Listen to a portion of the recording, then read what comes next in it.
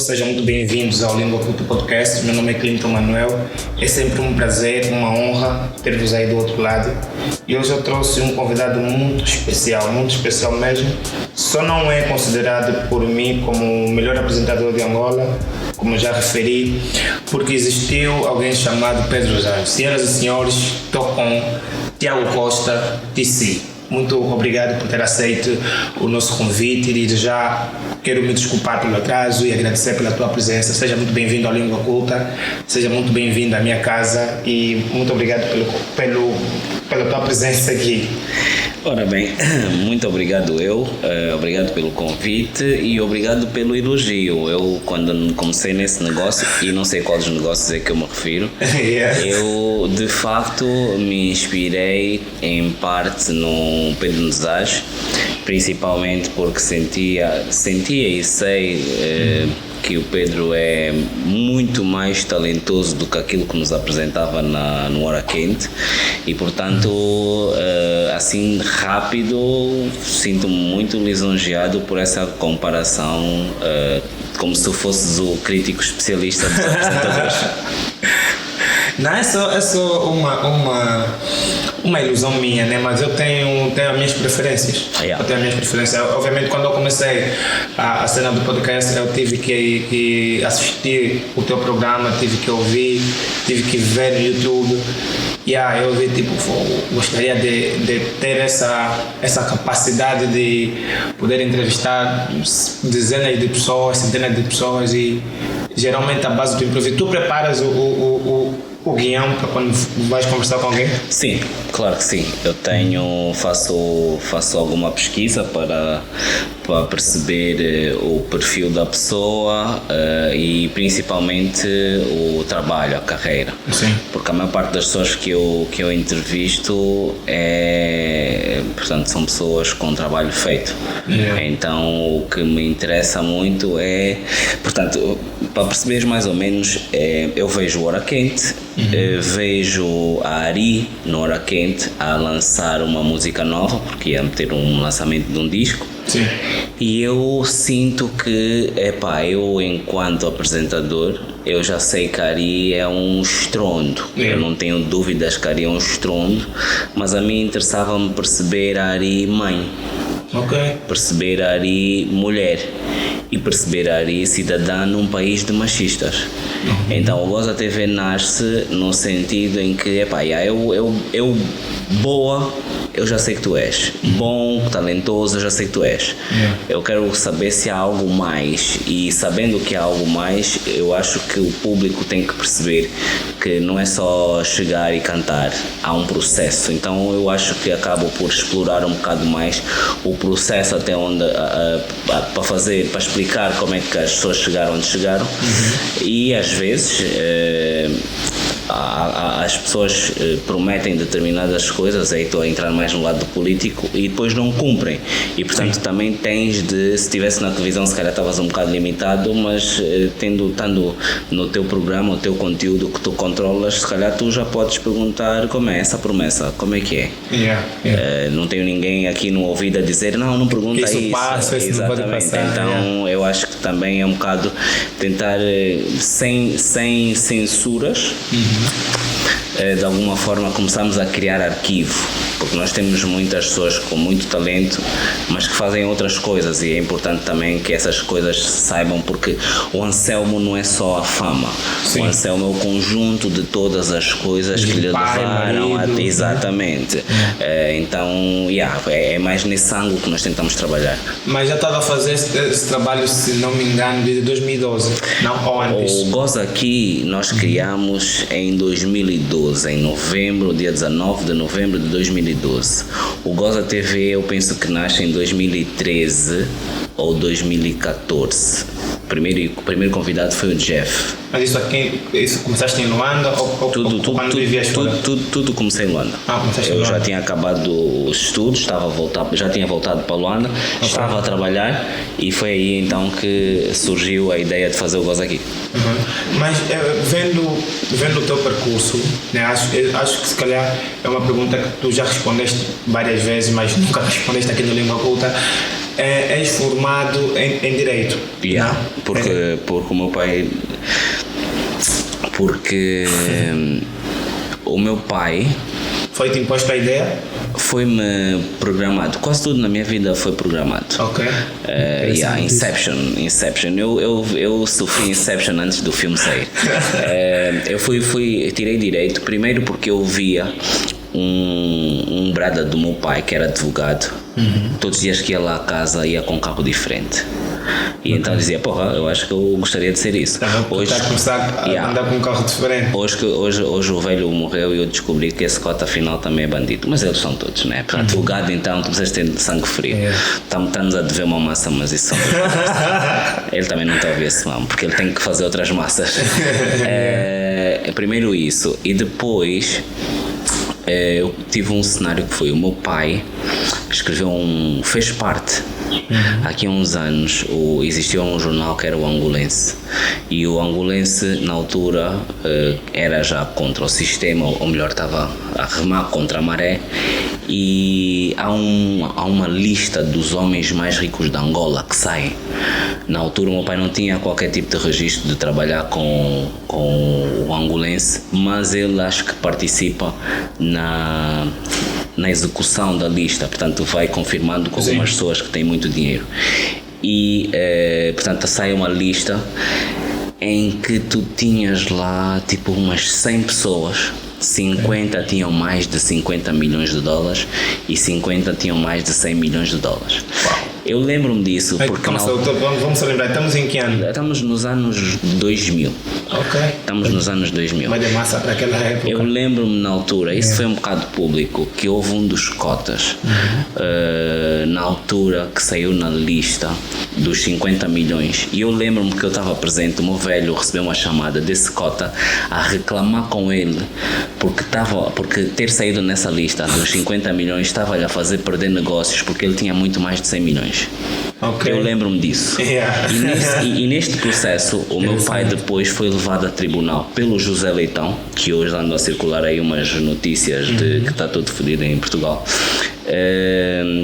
Foi levado a tribunal pelo José Leitão, que na altura era, eu acho que ele fazia o papel ou de Copelipa ou de Deltrudes, ou seja, ele devia ser o chefe do gabinete do presidente José Eduardo, era qualquer coisa assim, tipo big player. E ele na altura estava lá na lista. E levou o meu velho a tribunal, e na altura eu lembro-me que eles estavam a querer exigir, meu pai era jornalista, e eles estavam a querer exigir que ele apresentasse as fontes, só que um jornalista, se apresenta as suas fontes, perde credibilidade. Então o cota não apresentou as fontes, foi condenado. Ou seja, portanto a pergunta é por causa do direito. Ou seja, o meu pai fez parte de uma equipa que denunciou Madias que andavam a roubar Angola. E por isso ele foi condenado. Exato. Em 2017, quando o atual Presidente da República assumiu o poder, ele denunciou marimbondos. Sim. Mas não lhe aconteceu nada. Até porque ele era o Presidente, não? Se tu para denunciar, para ser chibo, tens de ser Presidente da República, então só uma pessoa que pode denunciar é só uma pessoa que pode ajudar nesse país. O Presidente da República. Exatamente. E como eu sei que isso é tudo uma bullshit, estás a ver? Eu creio que a inception que me puseram foi no sentido de vai fazer direito para pelo menos para pelo menos não seres preso. Ok. Verdade ou não, a verdade é que até hoje eu nunca fui condenado de absolutamente nada, porque eu não sou jornalista, logo eu não crio ideias, eu não crio notícias, eu não vou à procura de factos. Eu sou humorista, então o que acontece é eu trabalho com o que já foi publicado. Então antes de tu me acusares a mim, tens que acusar quem fez o primeiro post, a primeira notícia. E por norma eu vou buscar sempre sites ou informação em jornais já registados, muitas vezes até Jornal de Angola, Novo Jornal. Então Em condições normais, eu tenho dito até aqui, não tem, porque eu também tenho noção que eu não faço nada fora da lei. Daquilo que eu falo, não é nada fora da lei. O que tu fazes às vezes é só um pouco mais vertical, e eu gosto disso em ti, é de mencionar nome, tipo, não é de falar, ouvir dizer, mencionar, não, fulano fez isso. Mas se tu reparares, eu só digo isso depois de sair, depois de sair oficial. Ou seja, não é, eu até posso saber de muita. Eu tenho, para tu teres noção do que eu estou a dizer, eu tenho documentos em casa que queimam determinadas pessoas. Mas isso é interno, nem é meu, era do meu velho. Eu tenho. Mas enquanto isso não for tornado público, eu não faço piada disso. Eu só faço piada do que é tornado público. E mesmo assim tenho dificuldade porque vocês não estão atentos a tudo e portanto às vezes acham que eu não tenho graça, mas afinal só não tenho acesso à informação. Mas mesmo assim, por norma, a minha linha é: eu gozo com o que já é público porque é muito mais fácil, inclusivamente para tu te relacionares com isso. Então, para já, o direito foi das melhores coisas que eu pude fazer e das melhores coisas que me incentivaram a fazer, porque dá-me, por um lado, deixa-me frustrado, porque eu percebo o quanto se violam as leis aqui. Por outro lado, e portanto, sendo que se violam as leis, também qualquer dia podem violar só para me fatigar. Eu tenho noção disso, tenho muita noção disso. Então reconhece que nós temos uma crise de justiça aqui? Não sou eu que reconheço, o Presidente já reconheceu e a situação que está a acontecer com o juiz Joel é a prova concreta de que nós temos um problema, nem é de justiça, é de moralidade, é de falta de ética, de falta de vergonha na cara. Já cheguei a publicar isso uma vez e tem aqui um livro, foi escrito pelo filósofo Roberto de Mattei, A Ditadura do Relativismo. Ele fala um ponto muito interessante sobre isso, que o debate para o nosso tempo, para o atual tempo, já não pode ser mais a nível religioso, a nível econômico, a nível social, pronto, deve ser sobretudo a nível moral e ético. É isso que acabaste de dizer aqui há pouco tempo. Nós temos uma crise de ética e moral. Mas voltando no que estavas a dizer, o teu velho, tu já assumiste publicamente que o velho, pronto, era do MPLA, né? Não. Nunca não, mas eu já te ouvi falar isso uma vez. Não, minha mãe. Tua mãe, então está confundindo. Porque faz muita diferença. Atenção, eu não estou a dizer que o meu pai não era, eu estou a dizer que ele nunca assumiu que fosse. A minha mãe, ela assumiu, aliás, inclusivamente a minha mãe, o primeiro marido dela era capitão. Para tu teres noção, o meu avô, pai da minha mãe, foi preso da PIDE. Foi preso político porque ele, embora branco, andava a lutar contra os brancos para irem embora. Portanto, o meu avô foi preso muitas vezes mesmo, tipo, e a minha mãe conhece portanto, o pai do meu irmão mais velho, no caso concreto, o primeiro marido dela, na tropa. O Madi era capitão, inclusivamente era colega do João Lourenço, atual Presidente da República. Então, tu cresceste num meio assim politizado? Eu cresci num meio em que o meu pai, como era jornalista, e a minha mãe, durante muito tempo foi trabalhadora da Angop, portanto a informação, eu cresci num meio com muita informação. Isso realmente é interessante, porque eras puto e estavas num meio, pronto, politizado, de certa forma Sim, era o país politizado. Está todo politizado ali. De certa forma era politizado e continha muita informação, e tu tens essas informações, muitas delas tens até hoje, como acabaste de referir. Não sentes que, por exemplo, tu foste incentivado a estudar direito, como acabaste de referir, para não ter que ser preso, não? Não ter que ser preso. Mas nós também vivemos uma cena aqui na banda sobre o colorismo. Não sentes que isso te dá algum privilégio de não seres preso também?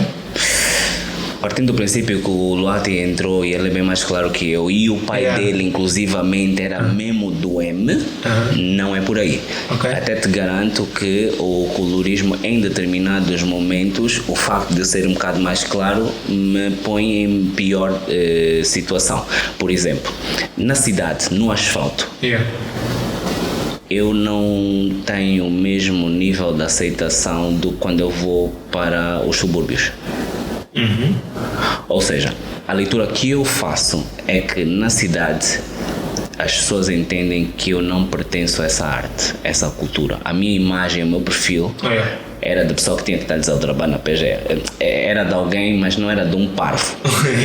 Quando eu saio daqui e vou para Viana, Cacoaco, a minha recepção é muito fixe, muito fixe.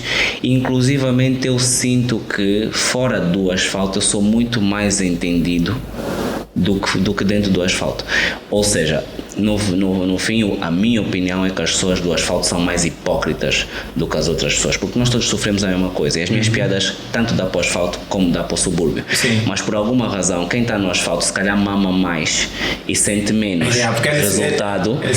Lá longe eu estou muito mais tranquilo. Fora de Luanda, então, é tipo um estrondo. Eu saio de Luanda e não é tipo sou já o maior popular, mas fora de Luanda eu sou recebido muito, muito bem, muito bem, seja no asfalto ou não, mas eu sinto que em Luanda, essa é a minha opinião, nós somos burros mesmo. Nós temos aqui um entrave. Aliás, ainda hoje estava a pensar nisso.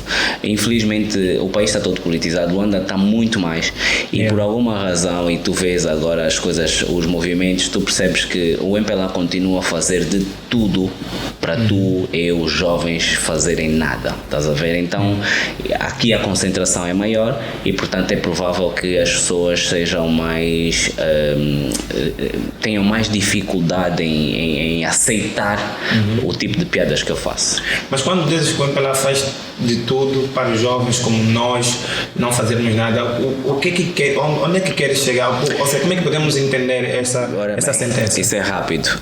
Tu estás aqui, estamos a fazer um podcast. Tudo que eu estou a ver na tua casa não é fabricado em Angola.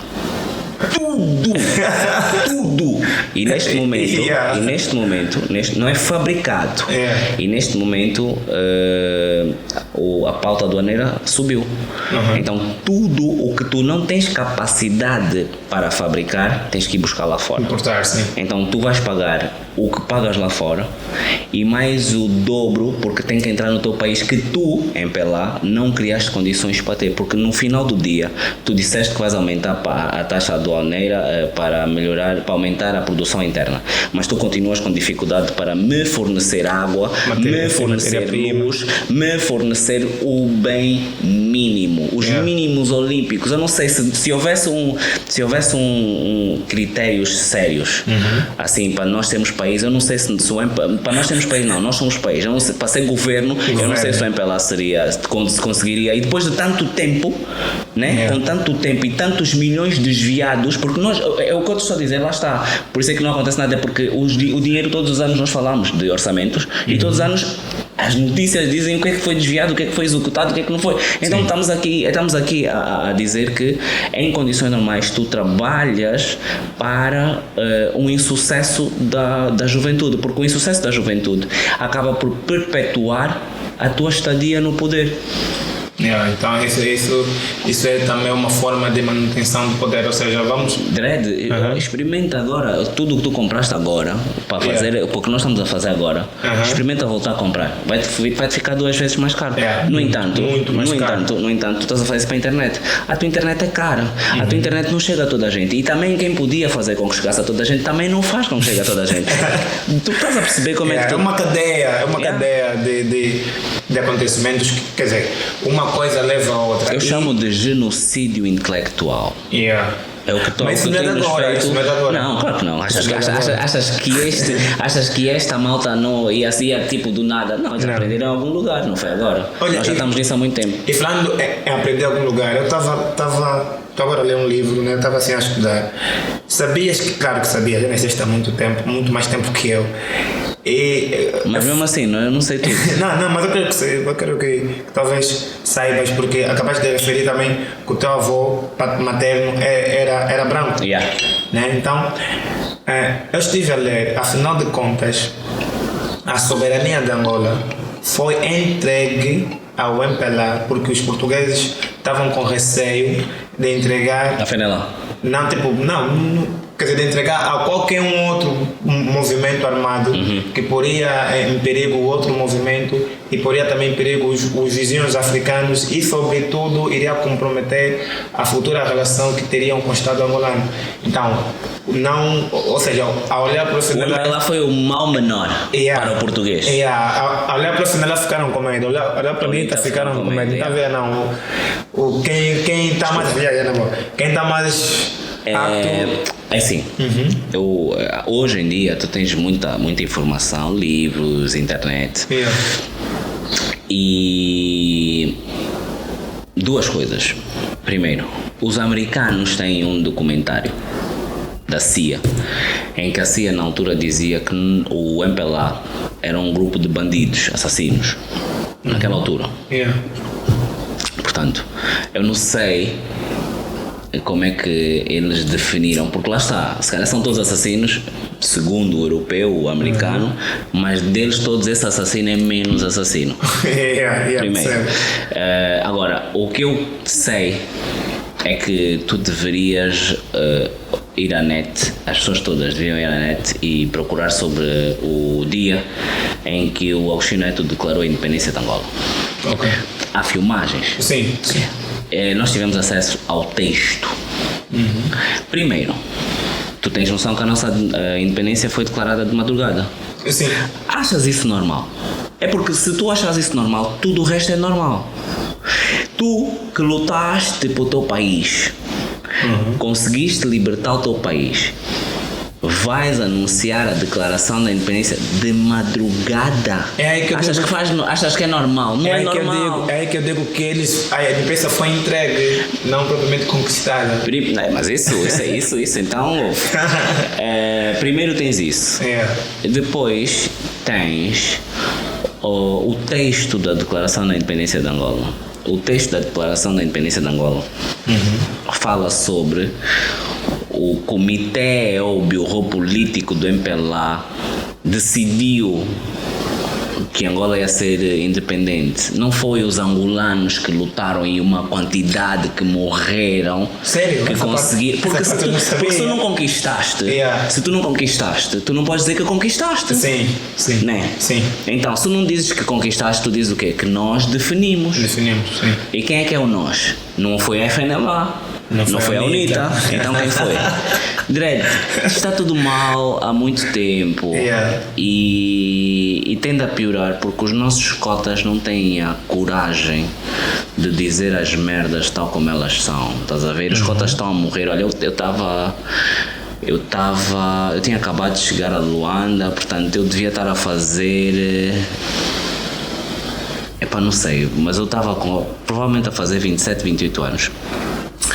Tinha acabado de chegar a Luanda e era meu aniversário e eu estava num restaurante com a família e o meu velho estava com um cota, que é o Telmo. Toda a gente sabe como quem diz, quem é daquele tempo sabe.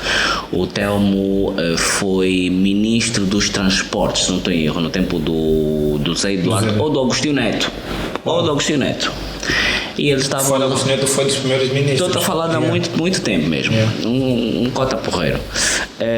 E eles estavam lá a falar e eles tipo galos a mandarem a cantar de galo. Nós fizemos no nosso tempo, nós acontecemos, nós da foto, a falar, porque o nosso tempo era assim, e eu olhei e estava-me a aborrecer porque estás a falar muito, mas continuo sem água e sem luz, fizeste o quê? Alexandre não tem muita margem. Até que chegou um momento em que eu fui lá até com ele e eu disse, mas então fizeste isso tudo, não escreves porquê? Está aqui o teu amigo, o jornalista, ele pede para escrever. Tem medo, né? Zé Eduardo mata. Como tu falaste isso? Disse isso normal. Tem medo, né? Isso também não é normal. Eu diria isso aí ia correr. Não, você que veio no meu aniversário. O Asher, olha, assim rápido, o Asher é o meu primeiro casamento. Porra, eu também estou cheio de primeiras coisas. Vamos falar também o Asher estava na altura do casamento já. O Asher estava a vir bem bangão, ele é boa coisa, né? Ela vi nas calmas. Eu olhei para ele, tipo, já só faltava ele para nós começarmos a pam.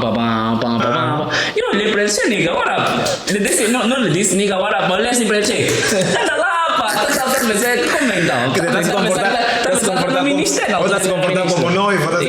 Não, as contas têm bué de banga, tem bué de coisa, mas dread, há coisas e há coisas. Na minha, assim mesmo, no meu espaço, não, esquece, está a brincar, ok? Portanto, assim de repente, esta malta é uma tristeza, porque esse pessoal são verdadeiras bibliotecas que estão a morrer e não estão a deixar nada escrito, não estão a deixar arquivo. É inadmissível, assim rápido, é inadmissível. Primeiro é inadmissível o Zé Eduardo ter ficado tanto tempo no poder, e depois é inadmissível o primeiro livro escrito depois da morte deles é ele a vir e a cair no Benja e na garina dele para dizer vamos que nós falamos no quintal, estás a ver?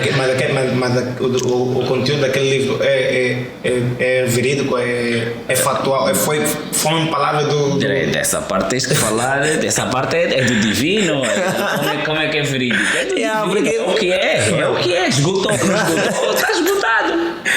Mas falei, tu vens e pronto, eu não queria tocar nesse ponto agora, mas agora que falaste, eu me lembrei, eu quis perguntar isso. E também eu quis perguntar no Totti como é que é cantar em dois teu casamento. Mas eu quero saber. Totti é o maior, ele ganhou 2 vezes. Mas como é que é tipo casar 2 vezes? Sentiste alguma. Não, claro, sentiste diferença, mas a pressão que sentiste no princípio foi diferente daqui? Eu trabalho muito com a consciência. Ok. E eu, quando tomo uma decisão, a menos que, se eu estiver tranquilo com a minha consciência, é isso que eu quero, e ponto final, não é isso. E também cresci num ambiente em que as tuas escolhas têm responsabilidades, têm consequências. Sim, então tu sabes perfeitamente onde tu vais te meter. A coisa tu arriscas, funciona golo, não funciona basas, é normal. Eu senti pressão. Na verdade, a pressão que eu sinto é de cumprir não só com a minha parte do contrato, no caso concreto, mas estar ao nível da minha mulher, Dredd. Vai ser bonito de se dizer. Não, porque assim, eu já sou homem, eu já sou machista, eu já tenho noção que eu é que fui lá atrás. Não é porque pode ter boi de gajo, qualquer boa pode ter qualquer madeira. Eu é que fui lá que insisti, te tirei do teu espaço para ficar no meu, ou sair do meu para ir no teu. O mínimo que eu posso, na minha cabeça, o mínimo que eu posso fazer é te manter bem, manter-te em altas. Sim. E no processo, se for preciso, dar-te imenso prazer, porque também dá-me prazer dar prazer. Mas é nessa linha. Então, enquanto a coisa funciona, flui, golo. Quando não dá mais, também é consciência, tens noção de que tentaste, não conseguiste, vais tentar de outra forma. Eu nesse aspecto, por acaso, não estou tranquilo. Olha, aí uma coisa que me interessa muito é que, sendo tu uma pessoa pública, né, famoso, PC, vou dizer assim, famoso. Famoso é o Jay-Z, puto. Famoso é o Tupac. Não, mas vou dizer também famoso. Uma pessoa, pronto, muito conhecida. Conhecida. Milhões de seguidores. Não tem milhões de seguidores. Muito conhecido é o Preto Show. Mas pronto. Esses madeiras não conseguem andar na rua. Eu ando bem na rua. E graças a Deus, também não quero chegar ao nível em que não ando na rua. Aliás, às vezes, das poucas vezes que me param na rua e começam a fatigar, o meu mambo é rápido. Eu olho, você tem água em casa? Então deixa eu continuar a fazer só minhas piadas. Vai na tua vida, eu tô aqui. Então, porque o objetivo aqui é outro, estás a ver? Mas sim, percebo. Sim, então, naturalmente, se fosse uma outra pessoa, talvez porque não seria um humorista, seria um cantor, obviamente, nós haveríamos nos a perceber, as pessoas que ficam nas redes sociais a ver o que está a acontecer, haveríamos de nos a perceber que o TC vai se casar. Vai se casar. Isso viria nas manchetes. Que sim, vai se casar. E só pessoas muito, muito próximas a ti, até porque eu acompanho as fotos, era um ciclo assim fechado, não foi uma festa grande. é que se aperceberam que aquilo de fato foi um casamento. Como é que tens feito para manter a tua vida privada? Assim, a tua vida privada no privado, não, a tua vida pessoal privada. Sendo tu uma pessoa pública. Vê, para começar, não foi casamento. Não foi casamento? Não, foi noivado. Ok. Na verdade, eu fiz anos um dia depois e aproveitei aquele domingo para apresentar a Lourdes à sociedade angolana. É um bocado isso. Elas estavam bem bonitos, de fato. Ela também é boa gira, então ajuda. Eu fui lá no Instagram dela, velho. Não, foi uma fezada do caralho. Não, uma fezada do caralho ainda por cima porque eu importei, ela é estrangeira. E não tive que arcar com essa pauta aduaneira. E na foi anterior, então pelo menos isso eu me safei. Não, pá, a GT podia tributar pela importação. Eu agora estou a passar mal, mas é por outras razões, né? Não há iogurte.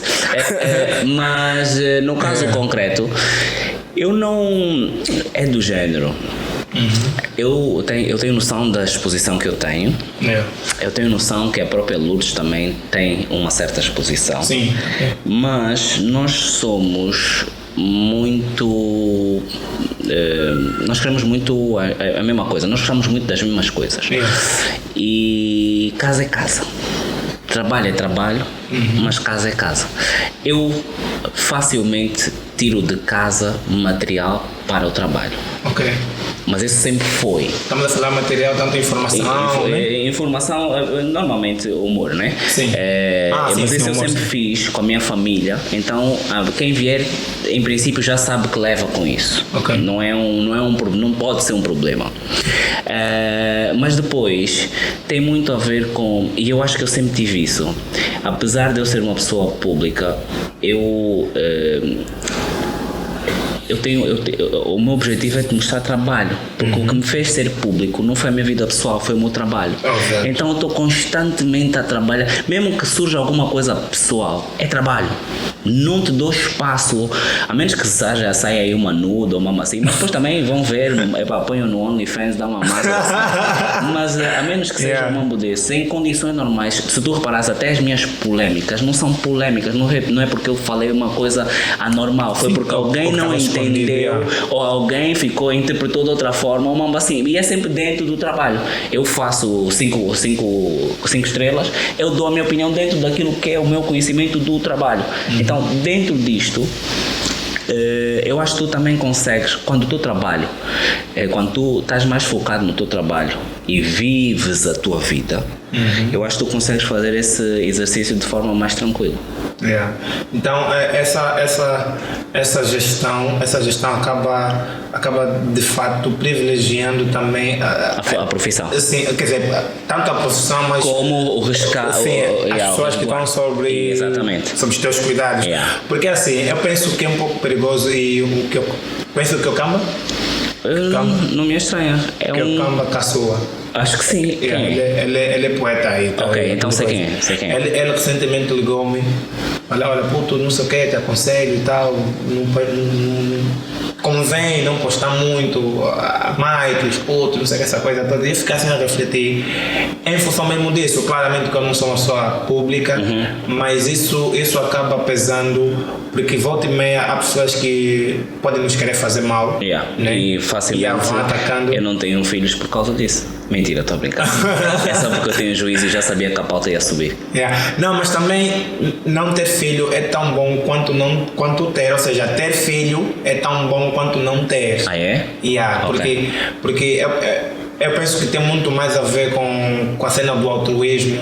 Porque imagina meter filhos com essas pautas e tal, essas coisas todas, tem muito mais a ver com o altruísmo. Mas eu estava a falar sobre a proteção, né? Porque as pessoas em geral tendem a fazer mal, né? Tendem a fazer mal a quem está rodeado, né? Sim. Por nós, as pessoas à volta. À nossa volta, para poder de fato nos atingir. Mas aí tens um outro problema. Eu já cresci num cenário em que facilmente eu era atingido por causa do meu pai. Teu pai era pública, tua mãe também, E o meu pai tinha... Não podia chegar. Era jornalista, tinha muitas opiniões, assim, meio... Ele denunciava determinadas situações. Portanto, ele não era um jornalista que caía nas graças do Zé Eduardo. Ok. Então, para tu teres noção, uma vida toda que eu cresci em que, se for preciso, quando eu chego a Angola, eu mando o meu currículo para a SEMBA, para a TPA1, para a TPA2 e para a TVC. Vamos entender, calma, tu foste em que ano e voltaste em que ano? Ou nasceste lá? Nasceste fora daqui? Eu nasci em Portugal em 85, na altura a minha mãe estava em Portugal, era trabalhadora da Angop, estava em Portugal em trabalho, portanto, pela lei, só por aí eu já nasço angolano, porque ela era a trabalhadora do Estado angolano em serviço. Então eu sou, portanto, só por aí eu era, até porque eu só tive bilhete de identidade aos 12 anos, o bilhete português. Entretanto, depois volto, 3 meses, 4 meses depois eu volto, até porque na altura queriam obrigar o meu pai, o Roberto de Almeida, queria obrigar o meu pai a que eu nascesse na antiga União Soviética. Como assim obrigar? Porque o meu pai na altura era trabalhador do Jornal de Angola, se não tem erro, e portanto precisava de pedir autorização para viajar. E quando ele disse que... Ele inclusivamente ia aproveitar também para estudar. Quando ele disse que era porque a minha mãe estava na Tuga e aproveitar para também estudar e ver o meu nascimento, acho que na altura, se calhar até mesmo pelos protocolos e assim, não, para isso vais para a União Soviética. Eu tenho a impressão que, não sei se foi aí que despolitou todos os mamos, mas eu sei que aí o meu pai mandou um fuck off e basou na mesma. E depois, logo a seguir, como ele basou a rebeldia, a minha mãe foi chamada de volta. Ou seja, as condições todas que ela tinha deixou de ter para voltar, e eu volto na mesma altura.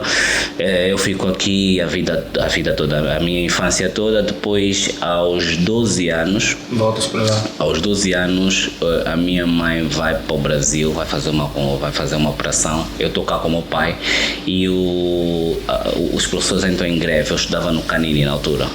Os professores entram em greve, 2 meses, 3 meses. Eu, para não perder o ano, eu tinha um tio que estava a estudar em Braga, meu pai manda-me para Braga e eu fico lá a estudar. Faço a 5ª, a 6ª, a 7ª. Na 7ª estou quase a reprovar, já não queria estar ali, mas ainda passo, volto para Luanda, mas como já estava no sistema português, vou para a escola portuguesa. Estou na escola portuguesa, faço o 8º, reprovo, depois faço o 8º outra vez, reprovo outra vez. O que é que estava a acontecer? Gajas, eu queria gajas. Vamos lá. E elas não me queriam. Depois volto para Portugal, para um colégio interno, e nunca mais reprovei, portanto, e aí depois vim em 2012. Em 2012. Ficaste a enviar os currículos para todas? Em 2012. Aliás, eu venho em 2011, porque depois de 2011 ainda vou fazer uma especialidade. Venho em 2011, mando currículos TPA, TVC. Na altura, inclusivamente, eu conhecia boa de gente desses locais, porque meu pai, como era jornalista, tinha boa de gente que frequentavam a minha casa. E, não, meu sobrinho, sim senhora. Claro que não. E depois de algum tempo, sem receber respostas, eu comecei a ir mais longe e ainda fui a uma agência de comunicação que queriam me contratar. Fui a uma agência de comunicação e a um escritório de advogados que queriam me contratar, mas eu não era tipo o Tiago, eu era o filho do Gustavo. O sobrinho, como é, tudo bem, não sei o quê. Não gostei. Não gostei daquilo, disse obrigado, mas não obrigado. Até que um dia estava no Cubico, abri o Jornal de Angola e vi um concurso para ir para a Embaixada dos Estados Unidos. E achava que na Embaixada dos Estados Unidos seria um bom sítio para começar, uma vez que o meu pai não teria qualquer tipo de influência, nem sabia falar inglês. Fui para a Embaixada, fiquei lá 1 ano e meio, até que eles começaram a ter comportamentos de Estado e de Estado angolano. E eu disse, como eu não aturo o meu Estado, não vou estudar o Estado, até porque é basicamente assim que vocês criam Bin Laden. E como eu não tive aulas de química para saber fazer vou bazar. Foi isso que aconteceu. E nessa altura já tinha criado o Goza aqui. Mas sendo que já eras formado nessa altura em Direito já, né? Em Direito. O que é que te levou a candidatar candidatar-se a vagas de empresas de comunicação? Não, porque eu já tinha feito a especialidade, e a minha especialidade é a assessoria de comunicação e imagem. Ok. Então, como na Embaixada dos Estados Unidos na altura estava aberta a vaga para Public Affairs, assuntos públicos, e que era nessa linha, então foi por isso que eu fiz a inscrição, éramos tipo 18, depois dos 18 sobramos 3, e eu lembro-me disso. Uma peneira. Fizemos uns testes e que sobraram os 3, e eu sabia que eu não ia ficar, porque dos 3 eu era o único que tinha estudado em Portugal. Um tinha estudado em Inglaterra, um tinha sido trabalhador da embaixada angolana em Inglaterra, portanto estava já tipo bem à frente, e o outro tinha estudado na África do Sul, portanto eu era o único que estava num país de expressão portuguesa, mas acabei por ficar porque eu sou bom, basicamente, ou porque tinham visto lá coisas que eu não tinha visto, né? Se calhar eu achava que não era o meu pai, mas afinal ainda era o meu pai, não sei, mas como é que lidaste durante todos esses anos da tua vida, se calhar até hoje, né? Isso acaba te influenciando, ser visto como o filho do Gustavo e não propriamente como o Tiago Costa? Pergunta a Isabel. Pergunta a Isabel dos Santos, porque a Isabel é a mesma coisa. Portanto, sim. Tu quando tens uma figura... E nunca vimos a Isabel isolada do pai dela. Tu quando vês uma figura muito forte, como é o caso dos nossos pais, e no caso do meu pai era uma figura pública, ele era mesmo uma cena. Tu não achas, tipo, tu cresces com isso, então tu percebes, tu tens que criar pontos com essa pessoa, porque ele é muito mais do que teu pai, ele representa outras coisas. Então ou tu bates de frente porque tu queres o pai, ou tu crias outro tipo de pontos. Eu e o meu velho, a minha relação com ele sempre foi muito Angola. A prioridade dele era Angola, então a minha prioridade ficou Angola. Então, até hoje, o Cota já morreu, mas quando eu começo a ficar um bocado fraco, quando eu começo a ficar um bocado sensível, não sei se ele fica aqui do lado a dizer: estás a chorar? Estão a roubar, corre, vamos embora. Aqui há um sentido de missão, não sei explicar, mas há um sentido de missão que me foi passado, que eventualmente lhe foi passado, e é mais dar continuidade a esta coisa a este sonho que nós queremos de país, do que propriamente bater de frente, porque as pessoas identificam. O ano passado eu tive o privilégio de entrevistar o Agualusa. Eu acho que só entrevistei o Agualusa 50% ou 70% é por causa do meu pai, porque eventualmente ele conhecia o Cota e tinha já uma referência. Percebes? Até porque o Agualusa também é jornalista. Não, e eu estou a dizer, no mesmo período eles devem ter se conhecido, obviamente. Por exemplo, mas eu estou a dizer o Agualusa, eu tenho a certeza que eu entrevistei o ano passado, há 2 anos, há 3 anos, o Abel Chivuco por causa do velho. O velho fez com que acontecesse, estás a ver? Eu não estou a dizer, eu não me tiro o mérito, porque quem fez as perguntas fui eu, quem está lá sou eu, quem está lá há 12 anos sou eu. Mas há determinadas coisas que vão acontecendo por causa da influência. E atenção, porque o meu velho podia ter sido um gajo de merda e as pessoas podiam não querer sequer olhar para mim. Por causa do velho. Exatamente, sim. Portanto, se é para o bem e para o mal. Aliás, como dizíamos no início, eu não entrei na TPA provavelmente por causa do velho. Eu não vou querer mais um filho desse gajo que anda a fatigar o meu pai, por exemplo.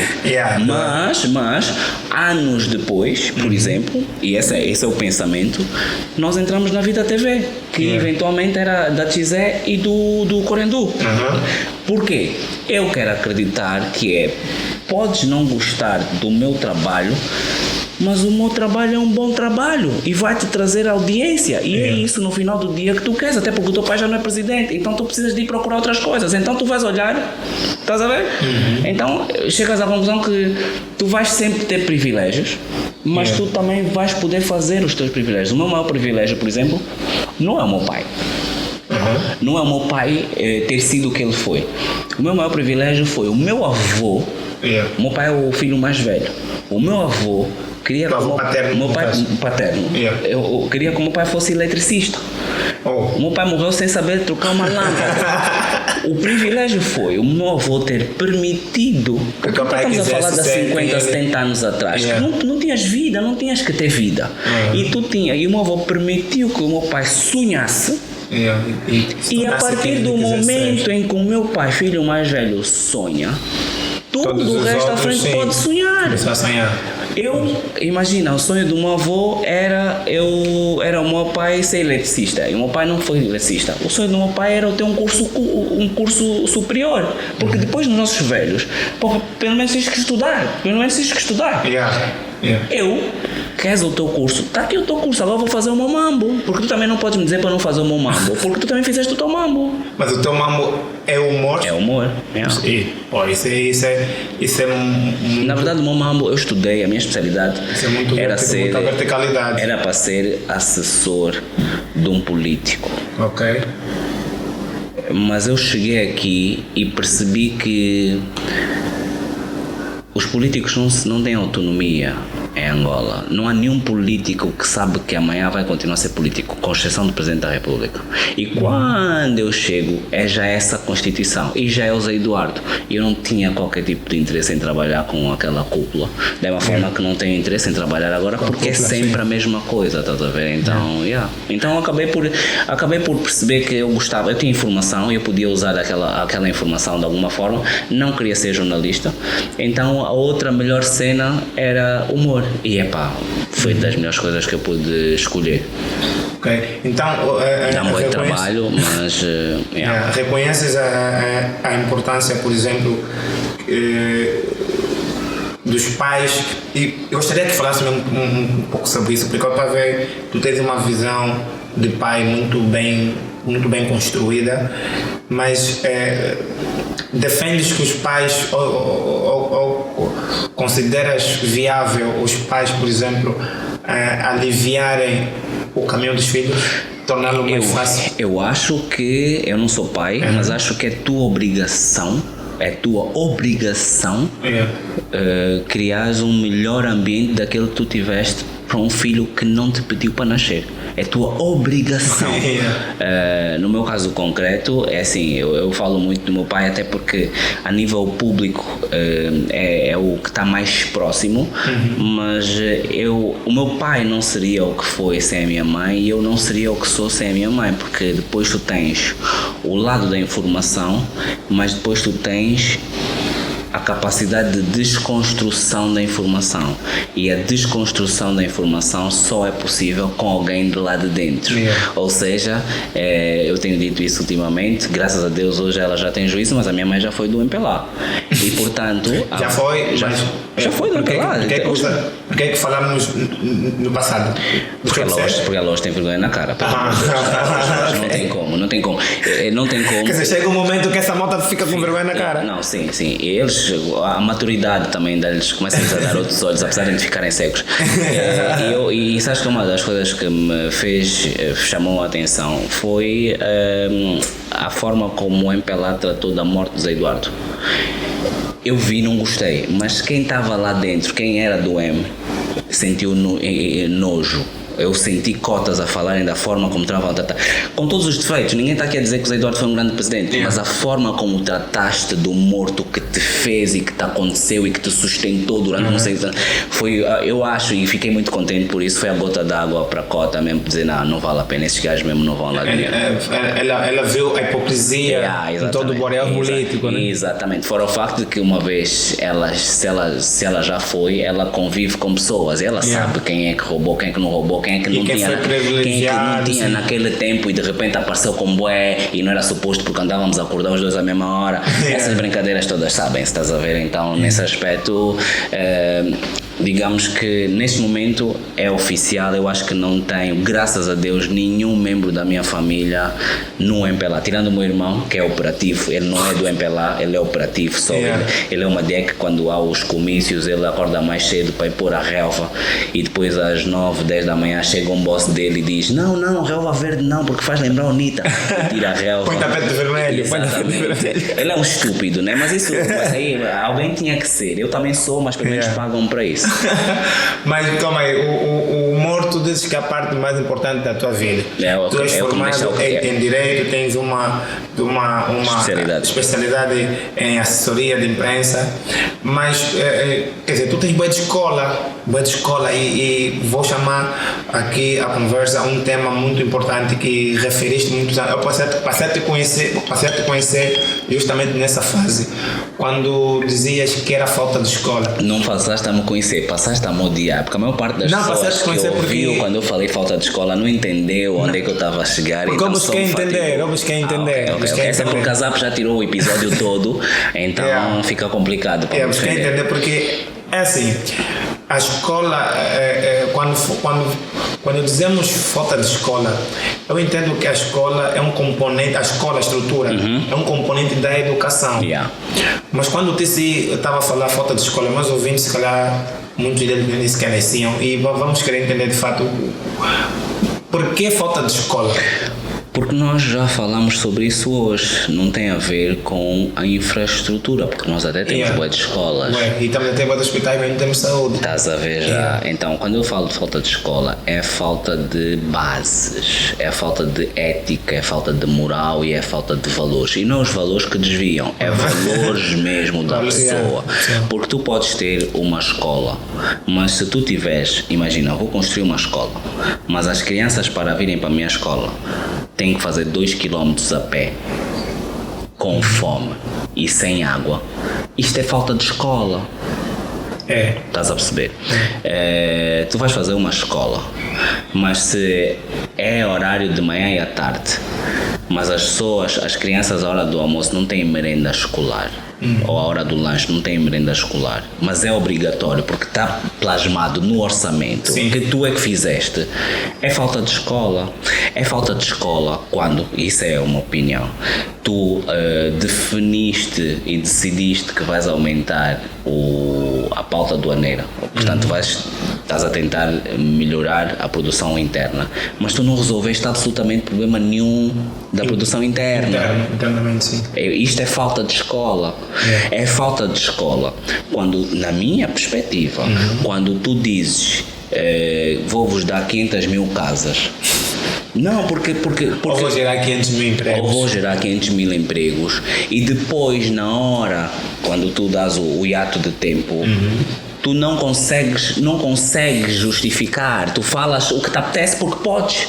É falta de escola. É falta de escola, na minha perspectiva, quando a UNITA diz que há fraude eleitoral e depois assume, sem te provar, assume o Parlamento. O Parlamento. Sim. Eu acho que é falta de escola quando a UNITA reclama, quando a UNITA, e está já tudo dentro da escola, quando a UNITA reclama das atas e depois a UNITA apresenta atas mal preenchidas. Isto é um nojo, isto é muito grave, estás a perceber? É falta de escola. Isto é só a minha opinião. Quando tu crias determinadas leis sem qualquer tipo de condição para que elas sejam execuíveis. Portanto, a falta de escola é a todos os níveis. No contexto concreto, isto sai porque eu estou, mais uma vez, no Zap News, eu, Daniel Nascimento e o Scroque Cuia.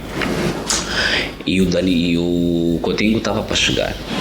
O Daniel e o Scro estão a discutir se uma música que o Puto Prata fez na altura, que era com a mão no ar, era Kuduro ou Afro House.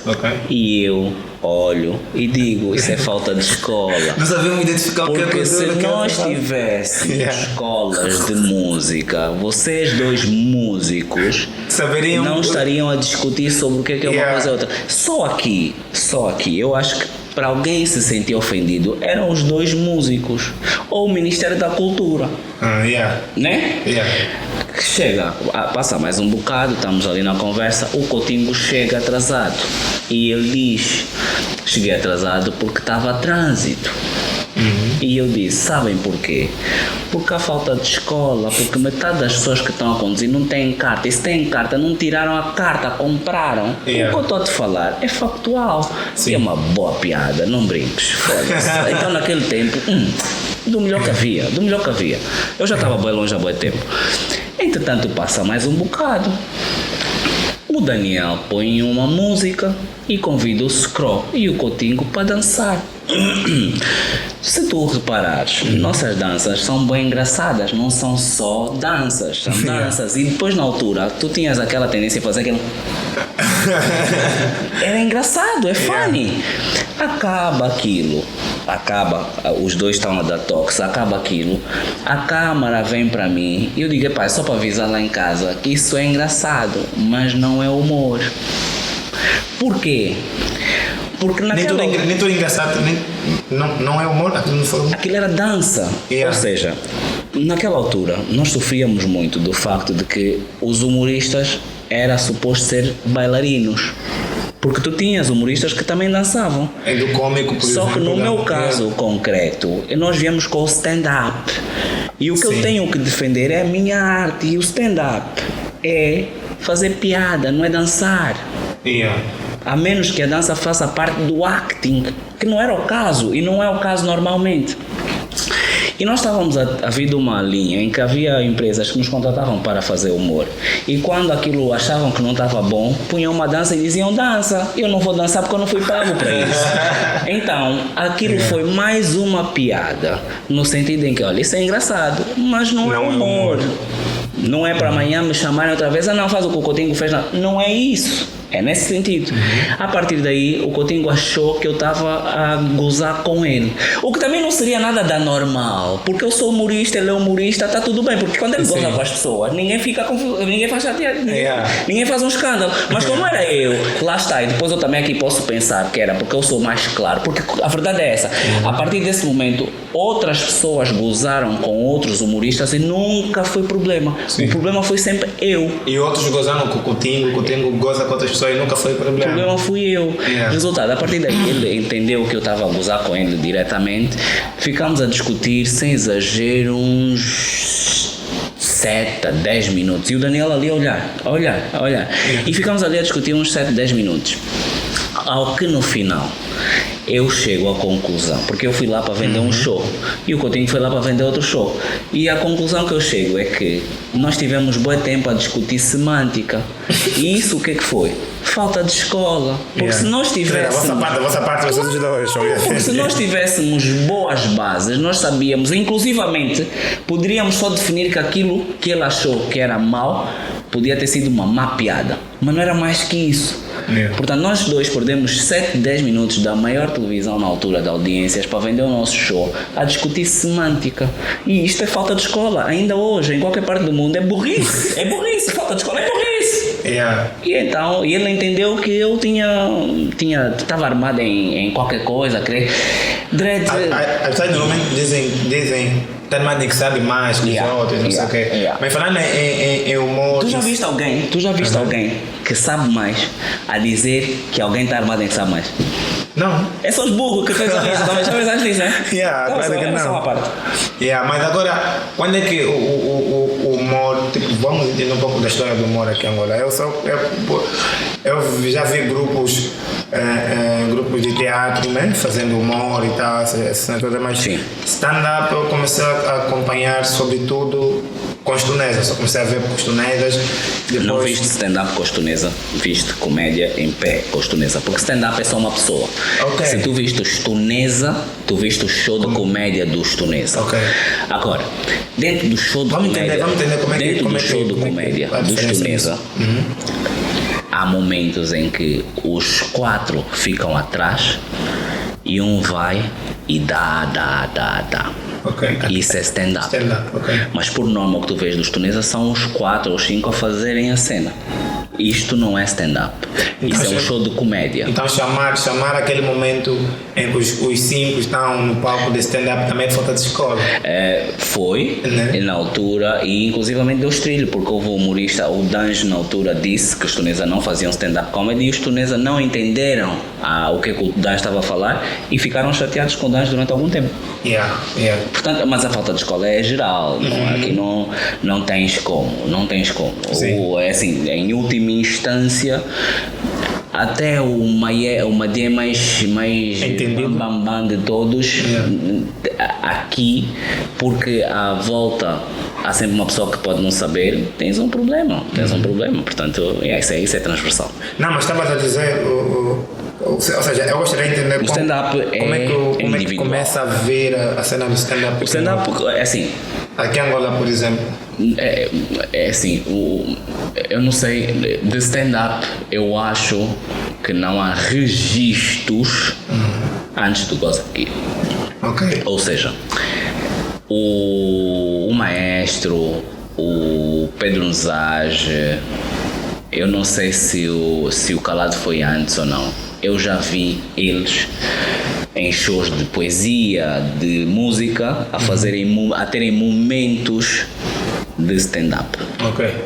Mas o stand-up como nós conhecemos hoje, até mesmo a nível profissional, de ter um espaço próprio, foi com o Goza Aqui. Antes disso eu não me lembro, posso estar errado, super tranquilo, alguém que apresente, mas não me lembro de haver registros escritos e filmados de shows exclusivos de stand-up. E o Goza Aqui hoje em dia está a se configurar como uma escola. Tu estás a formar, por assim dizer, outros humoristas também, outros stand-uppers. Será que posso Stand-up comedians. Stand-up comedians, estás a formar, porque é assim, o Colo, ele já fazia seus vídeos. Sim, né? sim. Antes do Goza TV. Sim, fazia do Goza Aqui. vídeos. E a do Goza Aqui O Ladilson também.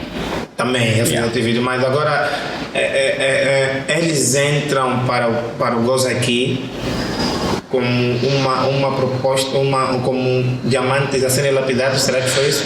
Porque eles estão bons. Eu, por exemplo, gosto muito do Skype Borrabel e do. Como é que é o nome? Deixa eu escapar-me aqui agora que é o nome. Tem mais Que está lá fora? Não, ele continua aqui. Também é do Goza Avô Aqui. Rocha? Não. Ninguém é do Goza Aqui, todo mundo é do Goza Aqui, porque ninguém tem contrato exclusivo. Não, mas quando eu digo que é do Goza Aqui, Também vejo na aparece no cena. Goza Aqui. Orlando Capato. Orlando. Também Ok. gosto muito dele. O Skate é produto do Orlando. Do Orlando. Ou seja, o Skate era. O Orlando já fazia e o Skate começou a seguir o Orlando e assim sucessivamente. A formação foi desde o início, porque eu tinha noção que nós não tínhamos muitas saídas e havia assim tipo um grupo de pessoas. Mas é constante porque é necessária. Eu durante muito tempo ficava chateado com os tuneses e com o Calado porque eles não formavam ou porque não davam oportunidade a outros humoristas, mas eu percebi, se calhar muito tarde, que não é papel de toda a gente fazer tudo. Aliás, inclusivamente eu percebi que nós todos não temos que fazer tudo. Sim. Então percebes o que é a estratégia de cada um, percebes qual é a tua estratégia, aceitas e segues em frente. Mas aqui tem bué de talento mesmo. Tipo, para tu teres noção, nós vamos fazer esse ano 12 anos e nós ainda nem começamos aquilo que eu tenho na cabeça, ainda não estamos lá. Eu já ia perguntar também sobre isso, porque ainda falta damas, damas pegarem no stand-up e arrebentarem com o stand-up. Ainda falta isso. O nosso humor ainda está muito machista. Mas já levaste. Mas elas vêm e vão, elas não. Não, eu quero saber se já levaste para outra província.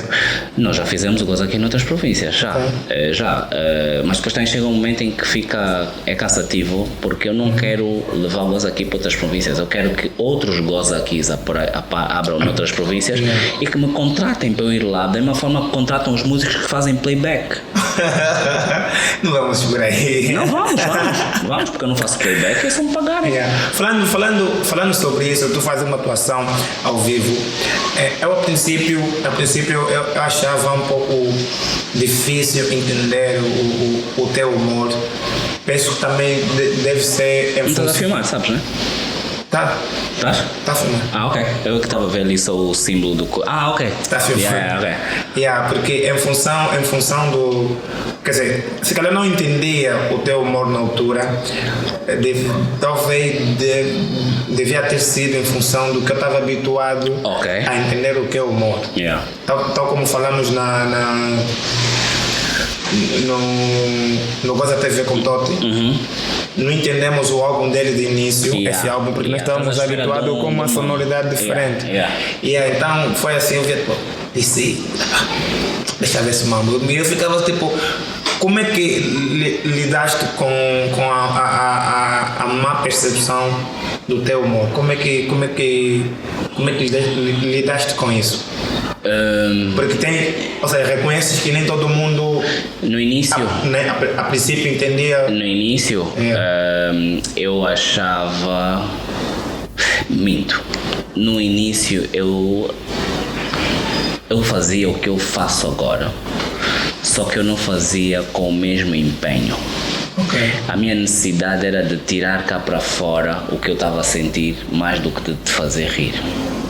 Então eu sentia que, tirando uma ou outra piada,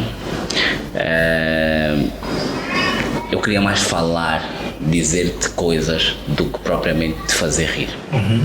Eu achava engraçado, mas eu achava engraçado sozinho. Até que eu percebi que também tinha a ver com a tua condição, ou seja, o público para quem eu estava a comunicar mamava de Zé Eduardo. E se eu estou a gozar com o Zé Eduardo, tu não vais achar graça a isso. Primeiro tem isso, depois tem o facto de que eu não tinha de facto um bom timing. Não é que eu já tenha, mas imagina, no stand-up, principalmente stand-up, tu tens duas coisas. Tu tens a voz, e a voz é o que tu queres dizer às pessoas, e depois tu tens a graça. Eu sempre tive a voz, eu nem sempre tive a graça. A maior parte dos humoristas que tu conheces tem a graça, não tem a voz. O Gilmário começou a encontrar a voz dele quando foi para o stand-up. Se calhar ele já tinha, mas como ele estava no grupo tu não podes ser individual. Então tu tens que estar mais retraído. A partir do momento em que ele passa a fazer o mambo mais sozinho, ele já era engraçado. Hoje o Gilmário não é só engraçado. Tu vais ouvir o Gilmário, tu sabes a linha que o Gilmário vai te apresentar. Quer dizer, ele sozinho encontrou a voz dele. O Collor, por exemplo, o Collor para mim é dos maiores fenómenos que nós temos no país, a nível de stand-up. O Collor sempre teve graça. Minto. O Collor, ele tinha um bocado dos dois. Ele tinha a voz, um bocado de voz e um bocado de graça. Mas de repente não, porque foi trabalho. Ele apostou na graça. Como assim? Para não poder entender, quando falamos de voz, estamos a falar de identidade. De identidade. Ele apostou na graça.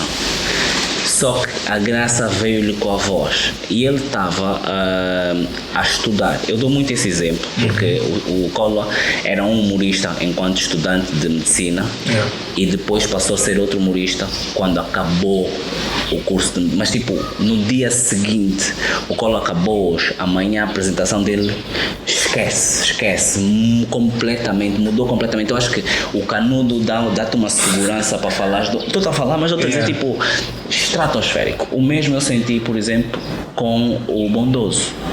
O Bondoso é a mesma coisa. O Bondoso estava vindo numa linha top, Mas assim que disse, Tiago, olha, hoje não posso ir porque vou defender, na semana seguinte, o nível, direto, esquece, e isso só me mostra que a escola é mesmo bem importante. Eu nem preciso que tu estudes arte, eu só preciso que tu domines uma cena, porque a partir dessa cena tem mesmo um bué de opções, estás a ver?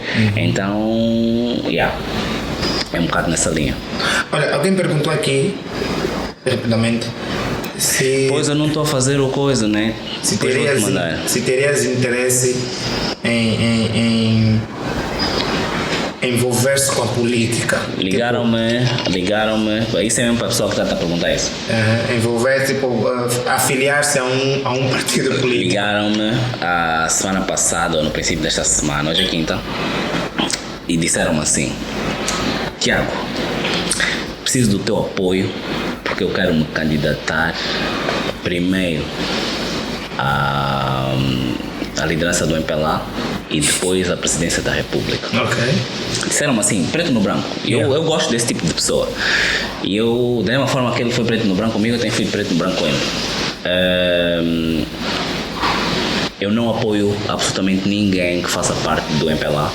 Eu não acredito que alguma coisa positiva para o povo angolano vai sair do MPLA, mas se tu quiseres usar o Goza TV, porque não devem te dar espaço no MPLA para anunciar a tua candidatura, estás à vontade. E isto para dizer que atualmente FENELA, UNITA, MPLA, principalmente esses três, não me dizem absolutamente nada, porque eles também não se dizem já absolutamente nada. Foram pensados, foram movimentos, não são partidos, são movimentos que foram pensados para a independência. E hoje nós já pomos em causa como é que a independência foi conquistada. Então tu queres que eu vá trabalhar com esse people que nem sabe como é que foi a origem? Não tem. E depois o nível de Constituição, como a Constituição está montada, eu não teria autonomia para auxiliar alguém, porque essa pessoa também ia depender de alguém, e depois estou a ir trabalhar e estou a ligar a rádio e estou a dizer que foi exonerado. Não tem idade para isso. Não tem idade para esse nível de falta de escola. Para isso fico na minha, sou o bobo da corte, sem corte. Olha, tocaste aqui num ponto muito interessante que tem a ver com a Constituição. Falaste da Constituição. E recentemente levantou-se um debate nas redes sociais sobre a Constituição, que é algo que as pessoas já vêm reclamar que devia ser revisada, revista, não sei o quê.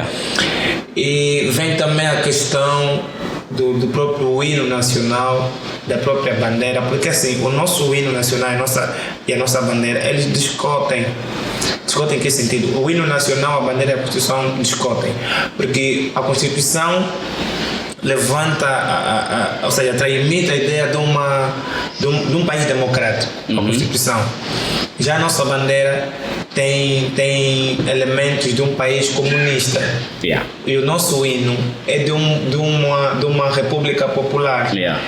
E tipo, diante desses três elementos que não se entendem, que são elementos soberanos, a Constituição, o hino e a República, mas eles não se entendem, como é que tu, né, como um crítico, porque assim que pode ser visto também. Analista social, crítico social, analista social é uma coisa, um só fica mais leve. Mas pronto, analista social, como é que vês essa discrepância nesses três elementos soberanos e Angola está a ser guiada assim? Vamos completar agora 49 anos. Está a ser guiado assim. Eu acho que o problema da Angola. E vai mais, posso interromper, que o MPLA tem uma bandeira igualzinha com a bandeira do país. Eu acho que o problema está aí. Honestamente, o problema está nas pessoas, não está no país.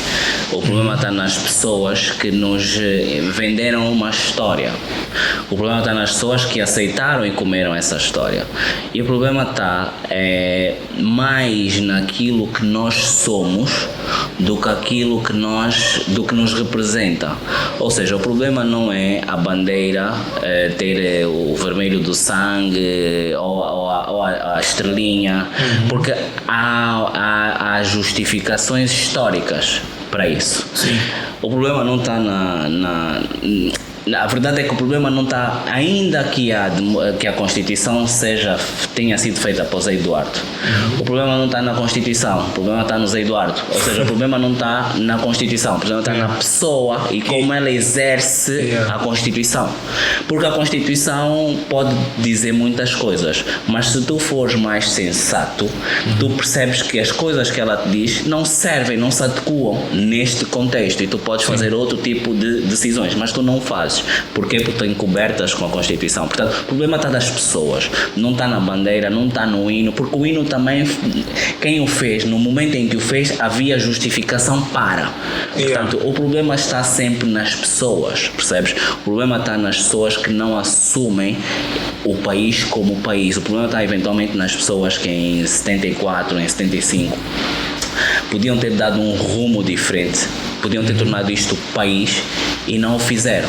Estás a perceber? Então, o problema está nas pessoas que ainda hoje olham para o Estado e entram no Estado e dizem agora é a minha vez.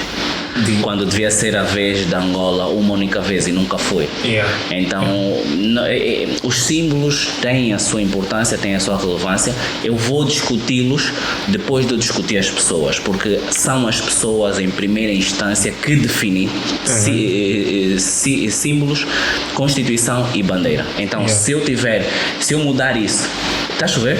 Se eu mudar isso e depois a Constituição, portanto, e a pessoa depois vier com o mesmo cenário, é muito mau. Acho que está a chover mesmo. Tem que bazar, né? Porque se está a chover tem que ir embora. Então ainda boa, já viram como funciona, né? Eu nem sei, se calhar nem vou conseguir sair daqui. Foi um programa fixe, então a chuva. Isso vai estar disponível no Spotify e outras plataformas. Se ele quiser, foi um prazer. Começas a fazer se pagas e começas a fazer isso na ilha, que assim não há problema de chuva, não há problema. Né? Eu acho que é mais fácil, Sim, foi um prazer, Mocota. Obrigado. Estamos aqui no literalmente, aqui estava fixe. É mesmo só porque começou a chover no vosso país, estão a ver já, né? Não, mas é para o turismo, é o turismo de lama. Aventura. Foi um prazer, pessoal. Muito obrigado por terem ido do outro lado. Meu nome é Clinton Manuel.